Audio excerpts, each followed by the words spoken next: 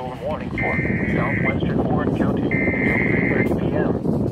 At 3:01 p.m., a severe thunderstorm was located. The National Weather Service in Wilmington has issued a severe thunderstorm warning for southwestern miles an Warren hour County. wind gusts and quarter-size hail. At 3:01 p.m., a severe thunderstorm was located over Kings Island, moving east at 5 miles an hour. Expect wind 60 damage miles an from hour. power lines. Quarter-size hail. Locations impacted include Mason, Lebanon, Monroe, Marl, Kings Island, South Lebanon, Mainville, Pleasant Place, Murdoch, Edgeman, State Route 63 at State Route 741, Kings Hills, Socialville, Landon and Loveland Park. This includes the following interstates: I-70, Ohio between mile markers 21 and 33, I-75 in Ohio near mile marker 29.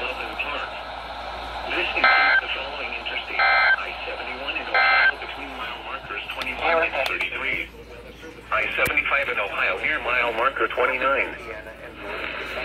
Including the greater Cincinnati